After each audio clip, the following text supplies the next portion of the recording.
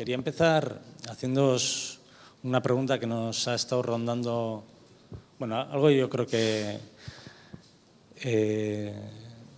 sobre el sentido de las palabras. Yo creo que, iba a decir, en estos 2 días, en lo que vamos de día, han salido más de una vez la palabra sensibilización, la palabra mediación, la palabra transmisión, la palabra educación. ¿Entendemos todos lo mismo por esas palabras? ¿O cada cual a veces se interpreta una cosa diferente? Yo no creo haber utilizado ninguna de todas esas. Por eso me manifiesto. Solo tenemos. Pero pienso también que aunque no las hayas utilizado, a lo mejor tienes también tu noción de qué es la mediación, etcétera. O sea, cualquiera de nosotros, ¿no? Sí, yo antes tenía ganas, por ejemplo, de preguntar a Sabina, no sé si está, no, por la noción de mediación. Y yo misma he utilizado la mediación y a veces tampoco sé de lo que es. Es decir, creo saber lo que es, creemos saber, pero efectivamente creo que sería un buen punto de partida, ¿no? Clarificar o llegar a, si no clarificar, porque a lo mejor, pero llegar a puntos comunes, ¿no? A ríos comunes.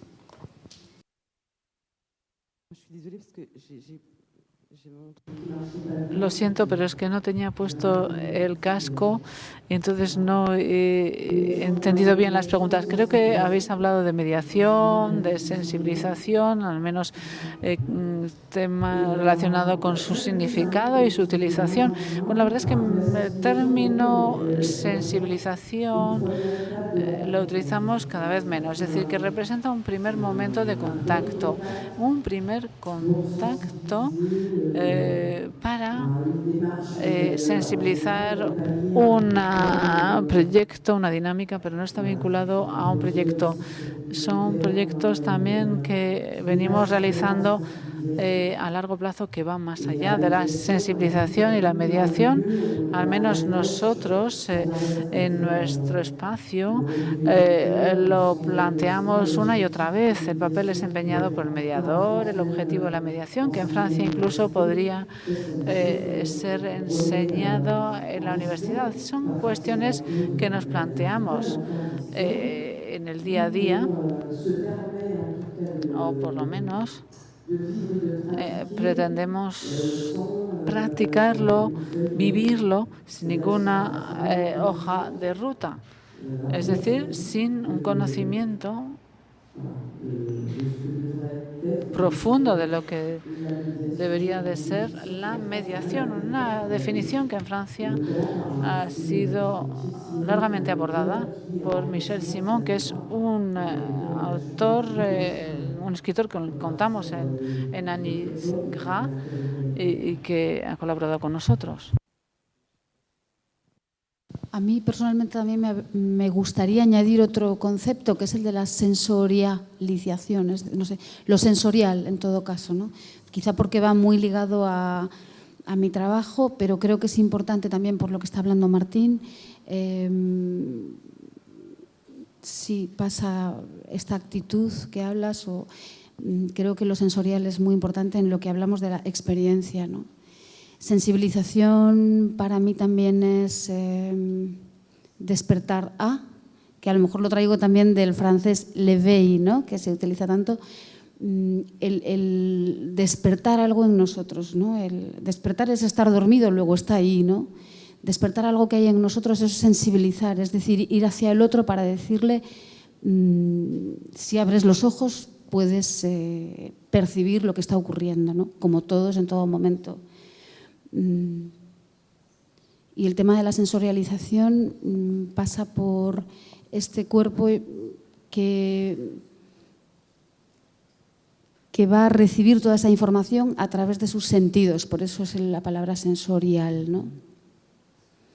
A partir de ahí, si hay consecuencias o si hay efectos secundarios, cuando hablabas tú de terapia o de curación, yo ahí tengo mucho respeto a todos estos términos y prefiero realmente, eso para mí son efectos secundarios, deseables o indeseables, según cada uno Pero es cierto que el trabajo del arte nos lleva a algo, aunque no sea nuestra voluntad, ¿no?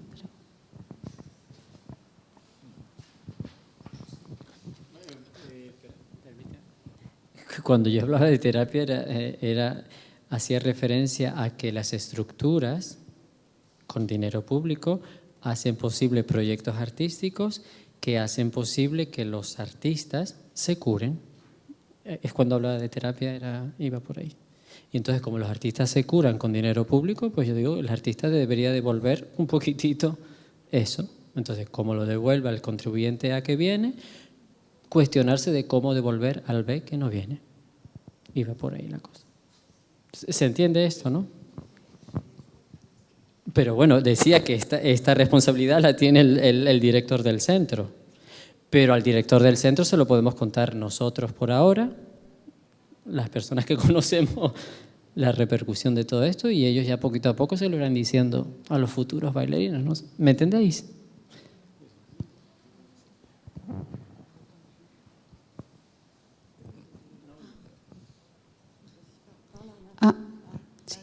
Sí, hola.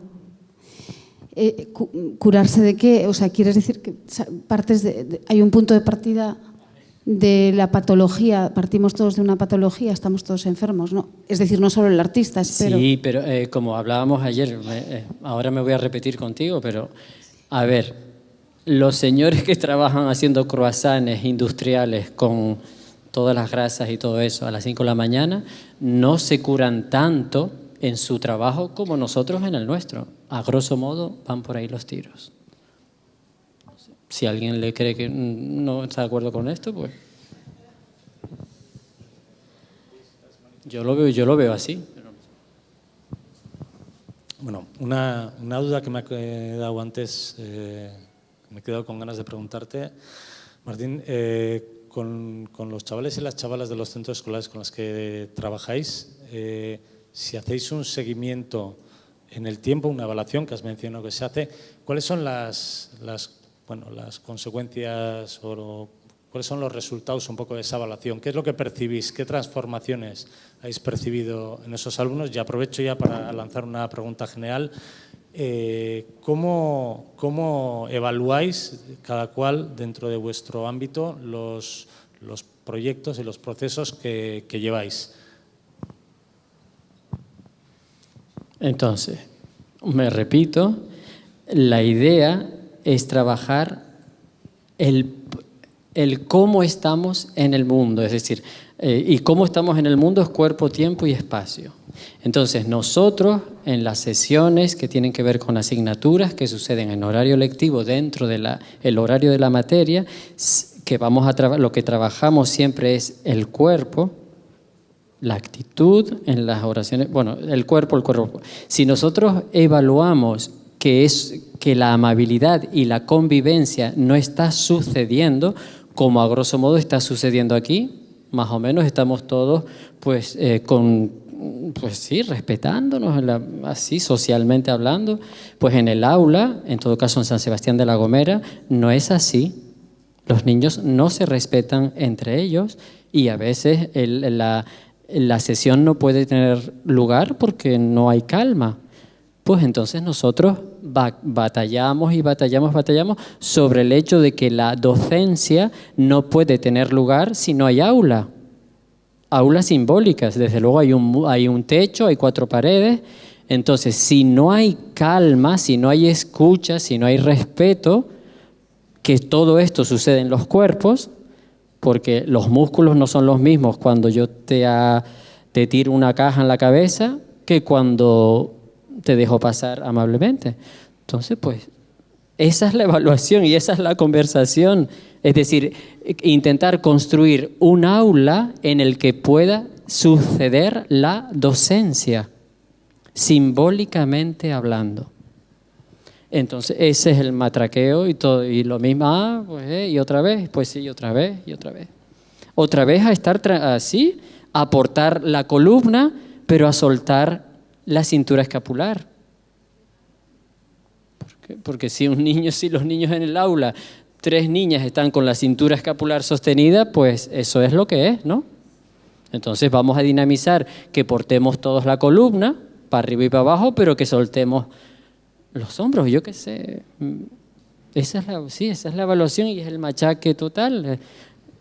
Construir en los chicos, en eso, en primaria, en secundaria, el respeto, te dejo pasar, tú pasas, yo estoy tranquilo, yo no estoy tranquilo y te lo cuento.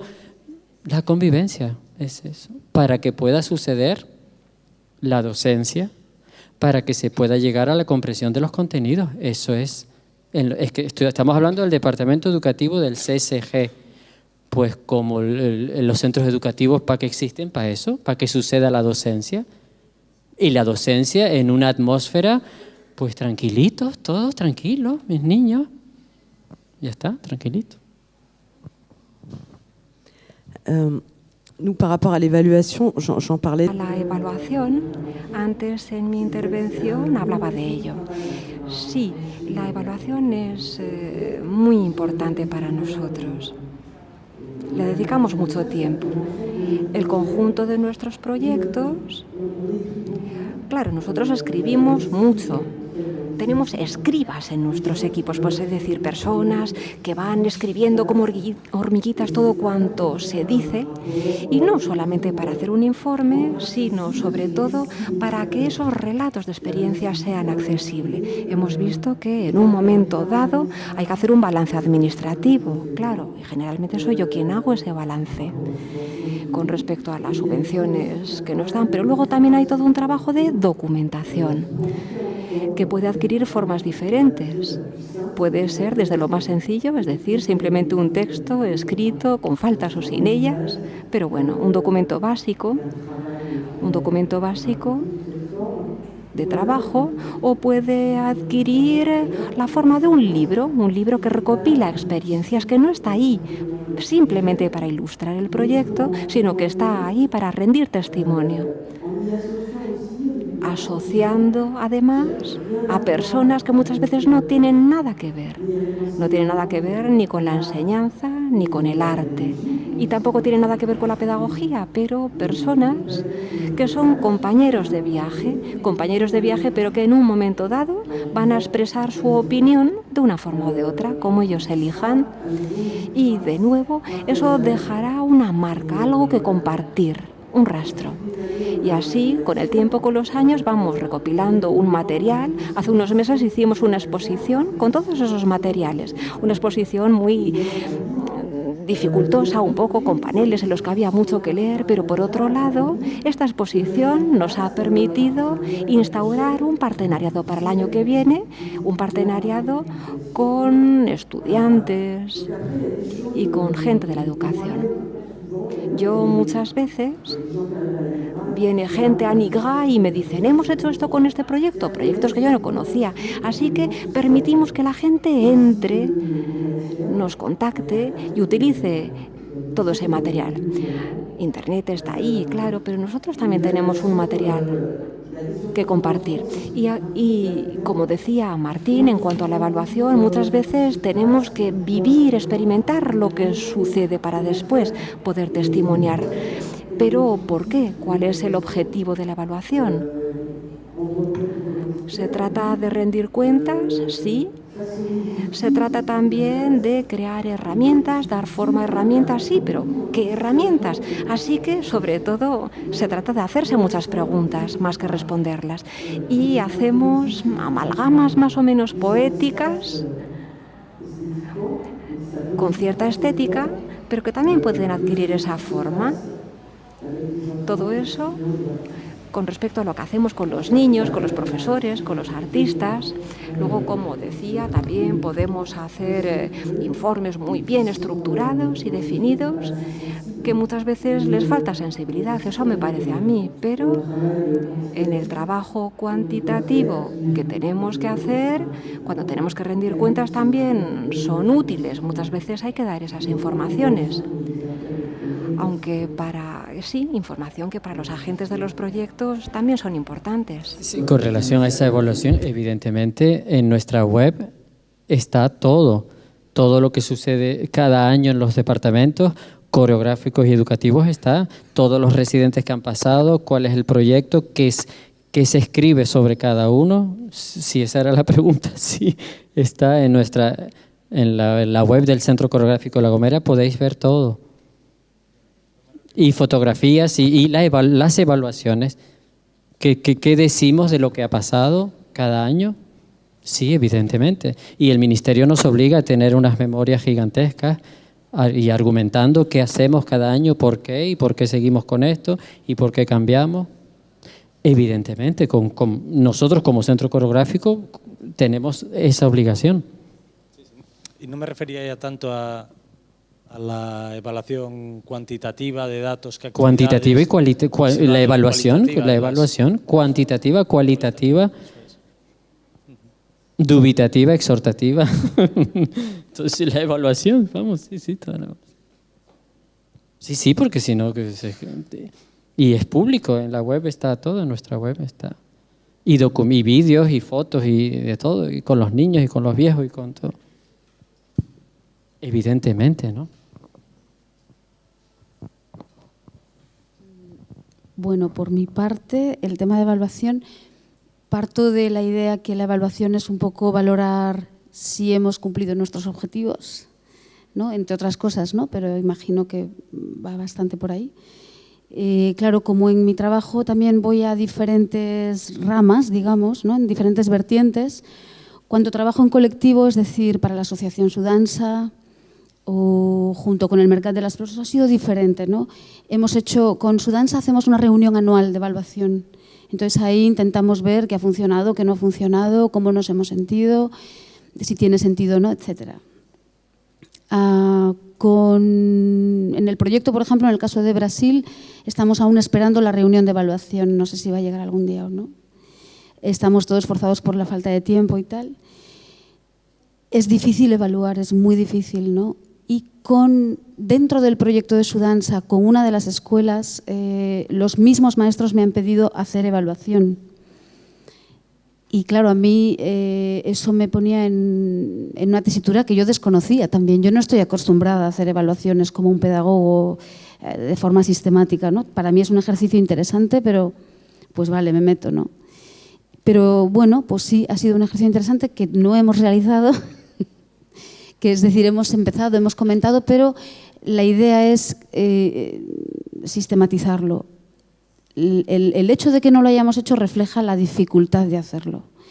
Y nos planteábamos hacer la evaluación a partir también de los niños. Es decir, ¿cómo te has sentido cuando has entrado en el aula y en la actividad? ¿Qué ha pasado? ¿Cómo sales de la actividad?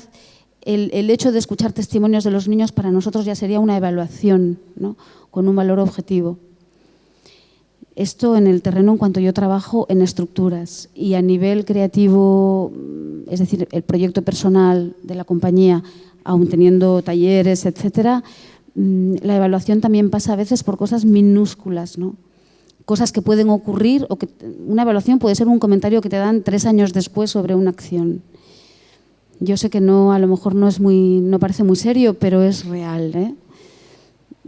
Pero vamos, no he creado sistemas de evaluación como otra estructura y también se debe a que no somos estructuras fuertes. Yo no soy una estructura fuerte, la compañía a la que represento no es una estructura fuerte, es una pequeña estructura e intentamos hacer lo mejor posible, pero sí sabemos que es importante evaluar, ¿no? Pero también saber qué es evaluar, ¿no? También sería otro concepto apuntar en la lista, ¿no?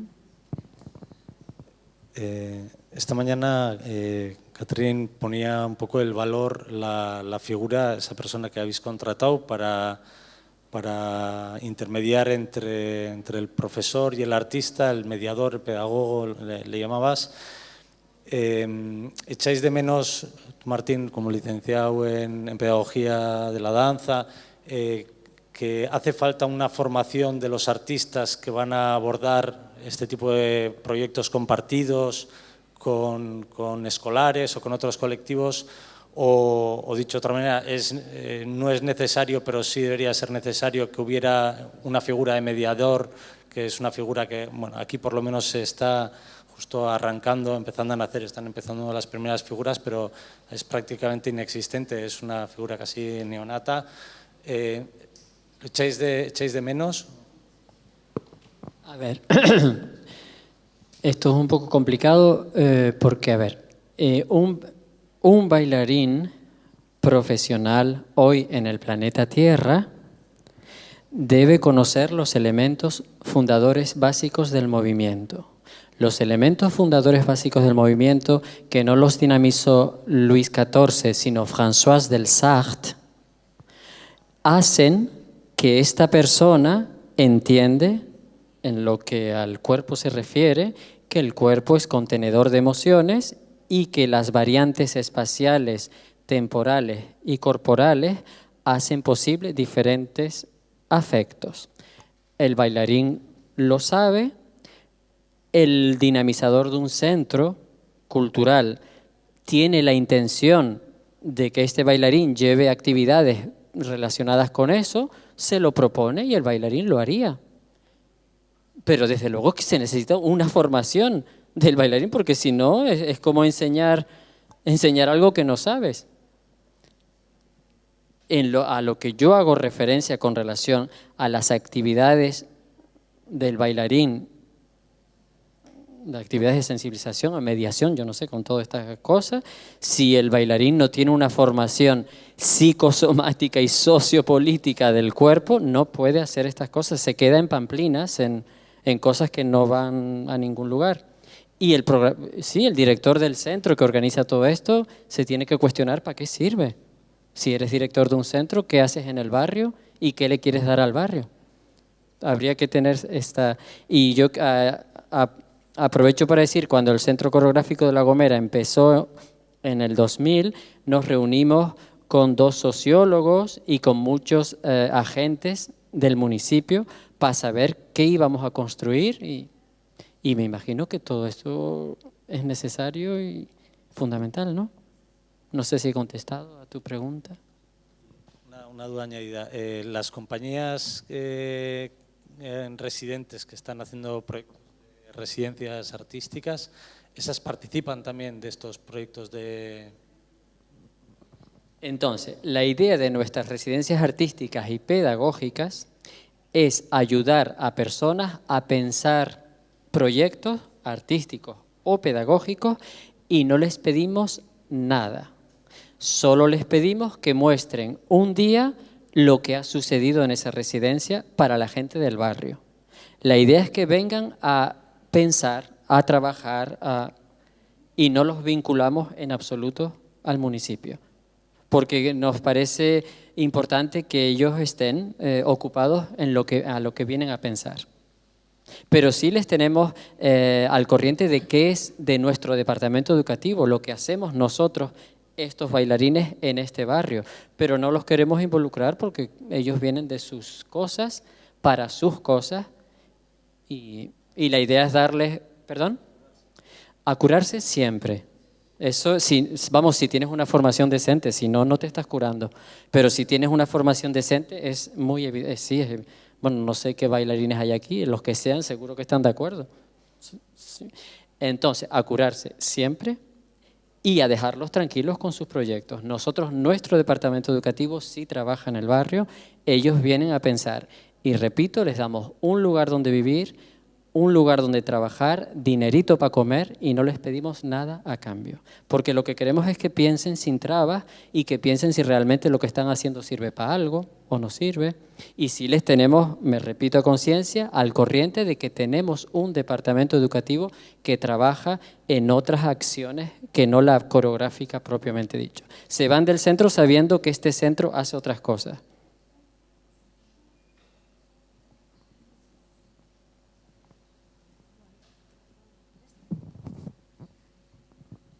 Por mi parte, sí pienso seguro que hace falta una formación en mediación, ¿no? Dices que eres... seguro, porque cuando nos vemos que no sabemos ni siquiera qué significa la mediación, nos sentimos un poco desarmados, ¿no? Pero al mismo tiempo me da miedo la sistematización de estas formaciones, ¿no?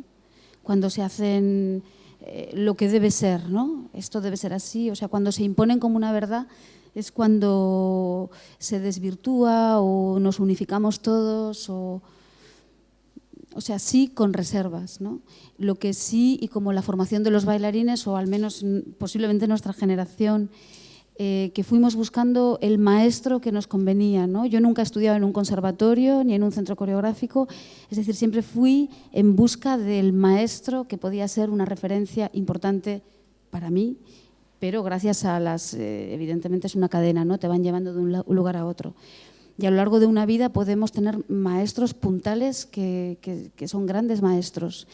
Eso sí, nos hemos pasado la vida corriendo de acá para allá, ¿no? Buscando a los mejores, entre grandes comillas, ¿no? Pero quizá también así uno se forma en mediación, ¿no? Es la experiencia la que nos forma, la experiencia, el hacer y el ver y el viajar y el escuchar otros modelos, ¿no? Pero evidentemente cuando yo veo a muchos profesionales de este terreno de las artes escénicas o de las artes, con un conocimiento, con la suerte de estudiar en un lugar donde está centralizada la enseñanza, si es una enseñanza de calidad y además tienen acceso a cosas como producción, mediación, pienso qué suerte tienen. Es decir, tendríamos sí que desarrollarlo, ¿no? Bueno. De todas formas, ahora con los conservatorios superiores de danza, porque estamos hablando de danza en España, todo esto está a la orden del día.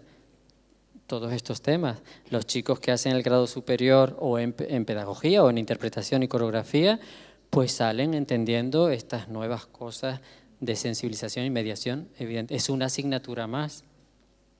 Está a la orden del día en las nuevas formaciones en España. No fue nuestro caso, pero ahora sí los chicos... Bueno, en el País Vasco no hay conservatorio superior. No, ¿verdad? ¿Sí hay? ¿Perdón? ¿Hay algún conservatorio superior de danza? No, por eso. Entonces, pero en otras comunidades sí hay, ¿no? ¿Perdón? Entonces, pues esos centros dan la posibilidad a los chicos que estudien, pues, de cuestionarse sobre todas estas cosas porque son asignaturas que están. Sí, nada, solo añadir, me parece importante si se desarrollara una forma una formación a la mediación que fuera realmente diversa, ¿no? O sea, fundada en una diversidad de formas de hacer y de opiniones y de maneras, ¿no?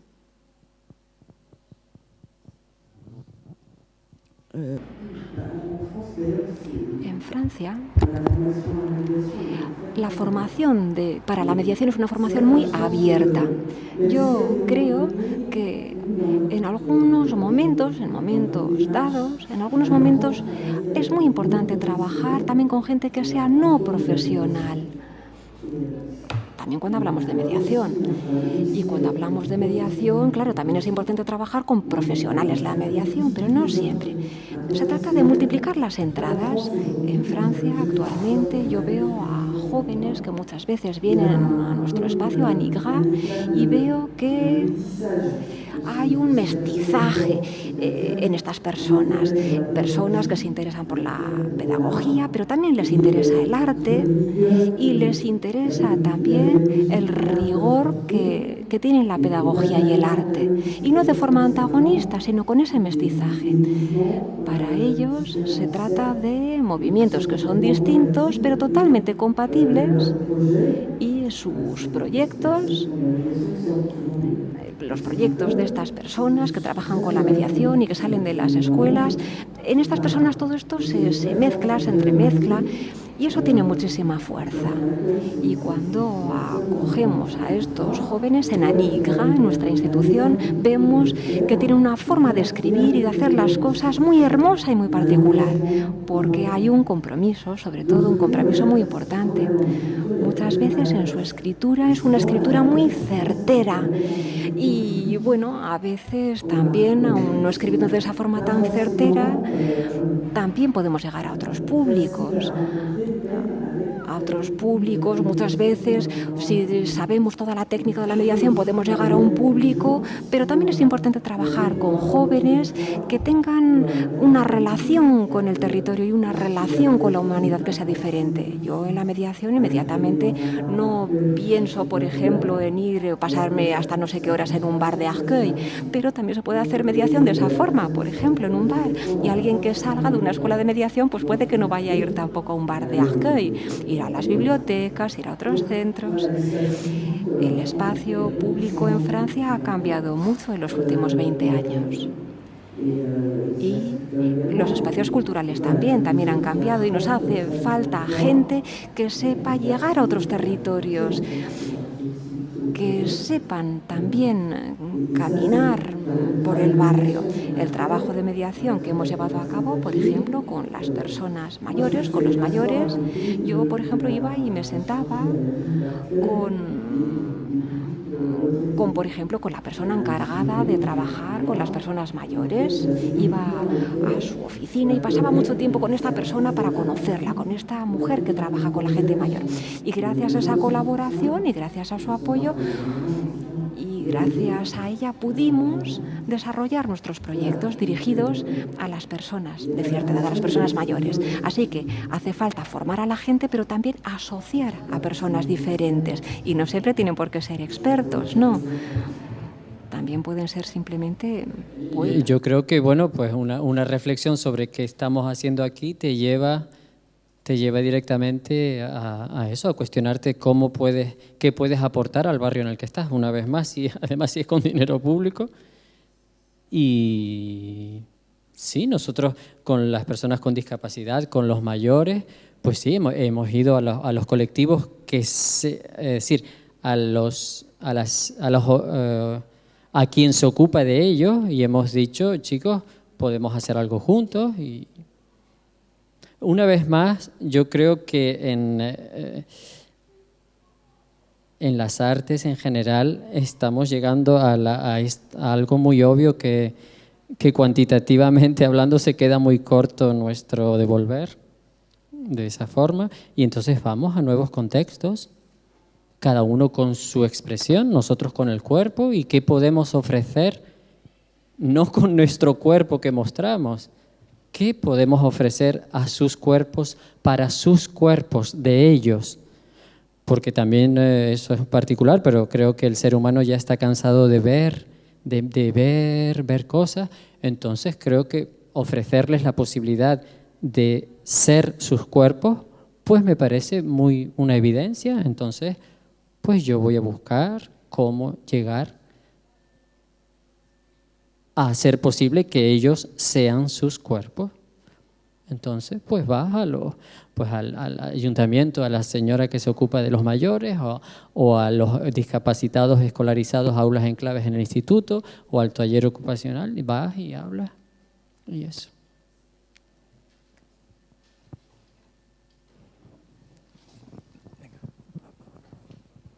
Una pregunta así un poco rápida.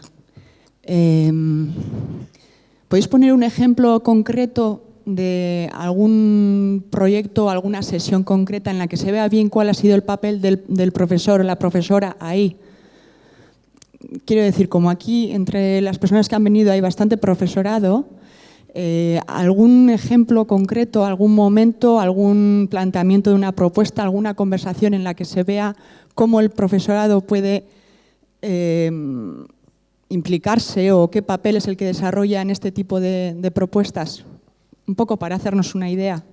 A mí me interesa contestar. Muy bien, me parece muy bien. Entonces, primero hay que negociar con el departamento. Primero tenemos que entender qué es un centro educativo y qué podemos aportar a los objetivos del centro educativo. Una vez hayamos entendido qué es un centro educativo y que creamos que podemos aportar algo, toc, toc, llamamos. Entramos y hablamos con los departamentos, con los que creamos que podemos estar vinculados. El departamento se interesa, hablamos con los profesores y decimos que creemos tener alguna herramienta que les ayude a su objetivo, que es hacerles entender a los chicos los contenidos. Entonces, como ese profesor cree que esta herramienta va a servir para que los niños entiendan aún mejor, es decir, sean aún mejor el contenido, pues ahí trabajamos juntos. Martín, y a partir de ahí, una vez de aceptar esa propuesta o ese compromiso, el papel del profesor o la profesora durante el desarrollo de esas sesiones… Suele ser como un alumno más en nuestro caso. Él se convierte en un alumno y vivencia lo que está pasando. Nos parece muy importante. No sé si en el resto de los casos también es así o igual entre prácticas que han podido estar aquí representadas también entendéis que, esa es una opción o puede haber otras. Yo estoy haciendo referencia a ESO y bachillerato. Ahora el trabajo que estamos empezando con primaria, con esta nueva asignatura, va a ser formar realmente al profesorado, esa palabra, es decir, acercarles a vivenciar sus cuerpos afectivos de ellos mismos para que puedan dinamizar con los niños pequeñitos esto. ¿Me explico? Entonces, perdón, no sé si te interrumpí la pregunta que hacías a los profesores. Yo creo que igual tú planteas una opción en la que el profesorado actúa de una manera, en este caso, como si fuera un alumno más, ¿no? Pero igual en otro tipo de propuestas puede ser que el profesor o la profesora adquiera otro papel distinto del alumnado, puesto que es profesor o profesora, independientemente de que sea un artista el que se haya incluido en ese espacio. No sé, es pregunta. En mi caso, el profesor siempre es el profesor, pero nos parece súper guay que él sea uno más, que intente sostener la pierna que relaja otro o aguantarle la cabeza a otro. Es decir, que sí, porque entendéis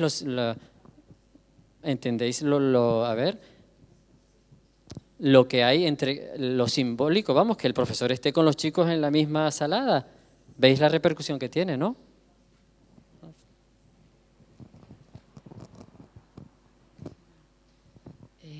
Simplemente compartir. Me recuerdo de un proyecto donde estuvimos 3 semanas en una escuela con niños de 8 a 11 años y lo que fue muy difícil, pero que fue muy interesante, es que había 6 profesores. Ellos decidimos que iban a ensayar la coreografía que íbamos preparando a lo largo de 6 meses. Y claro, por ejemplo, que yo era la que llevaba todo eso, es para celebrar la importancia de la comunicación entre los artistas o los intervinientes y los profesores. Porque yo me acuerdo que cuando empezaron los profes a decir haremos una vez a la semana unos ensayos nosotros, claro, ¿con qué valores? A lo mejor yo estoy trabajando sobre el vivir, el sentir, y el profe estará más en la forma estética. Entonces ahí puede haber un choque de cuáles son los objetivos de calidad. Pero lo que ha sido muy interesante, no solo en este proyecto, en otros, es dialogar, como decías, o sea, con los directores, los profesores, y aclarar qué objetivos, qué valores queremos. Y al final, pues hay varios profesores que ahora, eso hace ya 10 años, empezaban las clases con los pequeños con 5 minutos antes de sentarse, o sea, que han ido también integrando cosas muy bonitas. Entonces, muy importante el diálogo, la preparación, quería decir. Sí, ahora. Sí, yo en mi caso, el maestro normaliza también la idea del bailarín, del artista, ¿no? Ayuda a que no se le vea como algo inaccesible, raro, inútil, esta palabra utilidad, ¿no? Y si es inútil, pues bienvenido sea, pero el maestro normaliza y nos reciben, en las experiencias que tengo en escuelas, nos reciben como algo normal y además como muy alegre, ¿no? El recibimiento también porque vamos una vez al mes y entonces es muy festivo, ¿no? Y estamos entrando en hábitos, en protocolos casi con los niños a nuestra manera de hacer, en nuestra manera de hacer. Para mí es muy importante si el niño ve la danza, porque nosotros estamos hablando de danza, si el niño ve esta manifestación artística como algo normal, que forma parte de la vida, creo que el maestro ha hecho una gran labor de mediación. porque hace de mediador, ¿no?, entre unos y otros. Imagino que esa es la palabra mediación, no mediar. El maestro también, con el maestro establecemos situaciones de salir de los hábitos, ¿no?, salir de lo normal. Por ejemplo, a ver, citando un ejemplo concreto, cómo intento que es algo de, bueno, cómo intento transmitir la idea del silencio, de establecer el momento de silencio en el aula para trabajar. Con los niños intento transmitirlo como el silencio es un elemento fundamental, sería casi como el cuerpo, como el espacio, como el suelo. El silencio es un elemento más del trabajo. Cuando el niño entiende el silencio como ese elemento más que va a ayudar a que se vea como un color fluorescente en el negro, ¿no?, como una estrella fluorescente en el negro. El silencio permite que todo eso que estamos haciendo se vea. Al niño ya no hay que decirle cállate, porque él va a saber que el silencio ya no es una cuestión de imperativo autoritario del maestro que está harto de decir callaros niños, y que lo conocemos todos muy bien y que todos también lo hacemos en un momento dado, pero si conseguimos crear ese momento, el maestro también va a utilizar eso como una herramienta para él que le pueda servir en otro momento. El hecho de que en danza también hablamos de cuidar el cuerpo es también algo que forma parte de la naturaleza del trabajo de la danza. O sea, no es porque es un valor que además cuidamos, no. Es que cuidar al otro es egoísta, porque si todos cuidan al otro, alguien me va a cuidar a mí. O sea, todos me van a cuidar a mí si yo cuido a los otros. Es casi hasta por interés personal, ¿no? Cuando conseguimos transmitir a los niños la importancia de cuidar el cuerpo y el maestro lo entiende, es algo que el maestro va a trabajar en el aula. Y el maestro además nos cuenta, ¿sabes que estoy trabajando esto y me funciona fantástico? Es decir, hay realmente yo creo que una transmisión de herramientas de unos a otros. Y luego también otro caso concreto que sería a la inversa, ¿no? Cuando nosotros como coreógrafos o como personas que intervenimos ahí, tenemos ese miedo al resultado. Ay, tengo que presentar un trabajo final y tengo miedo de no estar a la altura. Una directora de un centro me dice, no es importante, aunque tú tengas miedo de cómo va a resultar, solo que el niño acepte el reto de subir al escenario a mostrar, a dar lo mejor de sí mismo, es ya un gran objetivo conseguido, ¿no? Para mí eso es un caso muy concreto también. Aunque sea el gran caos improvisado maravilloso, porque al final suele ser maravilloso en general, pero el gran caos en escena para el niño es tan importante que entonces decimos, bueno, vale, merece la pena. Y ahí estamos creando un trabajo de mediación en el sentido de que estamos normalizando el arte en la sociedad, que yo siento, por ejemplo, a la diferencia a lo mejor en Francia, ¿no?, que esto es también algo a debatir, me da la sensación de que el arte en sí está mucho más, forma parte de lo social, y aquí todavía cuando decimos no soy bailarín, ¿cómo? ¿Qué es eso? Y todavía nos vemos en situaciones así, ¿eh? Solo puntualizar que para mí es una oportunidad para pensar la escuela. O sea, la relación artista-escuela es una manera de pensarnos diferente y de aprender de otra manera. Yo creo que es de lo que estáis hablando, ¿no? Efectivamente, solo nombrar, bueno, yo he hecho hace poco una formación de comunicación no violenta, que no sé si, bueno, imagino cuyo nombre está muy... Comunicación no violenta aplicado a la educación, perdón, me ha faltado esta final muy importante. Me interesaba tener herramientas para comunicarme con los niños de una manera benevolente, ¿no? Y sinceramente he descubierto todo un potencial de creatividad que nos daba la práctica de esta práctica empática y de estar a la escucha del besoin, de la necesidad del otro, etc. Para mí esta comunicación aplicada a la educación ha sido una fuente de información creativa que me ha ayudado en mi ejercicio práctico, en el estudio, a la hora de ser mi cuerpo, ¿no? Y mis cuerpos, porque efectivamente. Es decir, sí hay un cambio mutuo, y quizá en eso estamos todos cambiando un poco también, ¿no?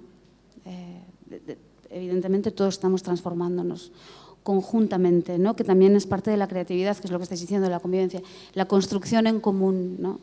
Cuando ponemos a los niños a improvisar y a construir formas o a construir pirámides de las que se crean espacios vacíos que se llenan, etcétera, estamos creando en la práctica ejercicios de construcción en común, que es igual a comunicación no violenta aplicada, etcétera, ¿no? Es decir, que ahí estamos encontrando núcleos muy comunes, ¿no?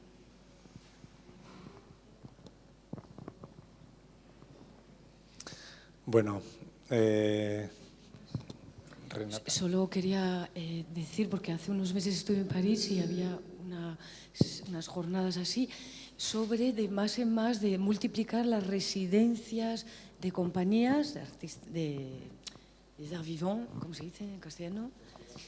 Artes vivas, en las escuelas. Y yo no sé si se hace mucho o no, pero por lo visto es súper interesante que realmente vayan una compañía de teatro durante un mes entero, están ahí, en la escuela misma, y ver que hay horarios de 1 a 2:30, los niños comen y pueden ir libremente en esa hora a ver. Entonces, y solo para decir una cosita, he oído compañías decir, a mí no me interesa comentar nada sobre mi trabajo, yo lo muestro, lo doy, pero no quiero explicar. Entonces hay otros que sí quieren dar toda una dimensión de pedagogía. Entonces también depende de cada compañía. Y por último decir que cada compañía, cada artista es un mundo.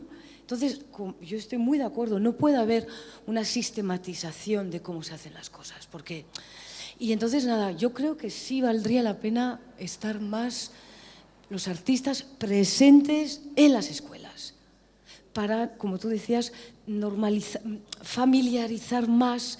Y la última cosa, perdonad, estoy muy inspirada, que hoy en día con internet y todo eso y todo lo virtual, me parece pues súper importante efectivamente que se vivan las cosas y no tanto ver, y que hay un constante cuestionamiento que tenemos que tener los artistas, los pedagogos, los profesores, porque el mundo está aportando cosas que modifican mucho el ser humano y los niños los primeros. Entonces, bueno, vive l'école, vive les artistes y vive tout ça.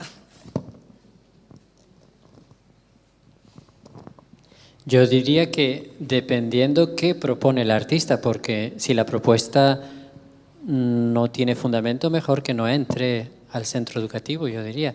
Dependiendo qué necesita el centro educativo, es que el centro educativo se ha cuestionado qué quiere ser, qué necesita, cómo hacer. Una vez el centro educativo se haya cuestionado y encuentra un artista que cree que puede aportar algo a lo que ese centro, es todo un... Pero yo no diría así tan alegremente que el artista entre en el centro, dependiendo qué, para qué, por qué.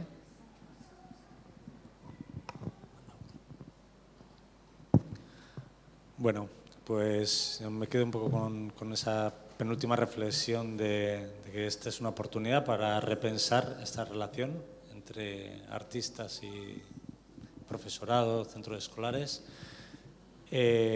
Nahikoa da gaurkoz, nik uste dut, bihar jarraituko dugu.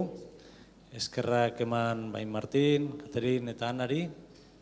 Muchas gracias. Mañana seguimos. Mila esker zuei eta bihar arte. ¿Vale?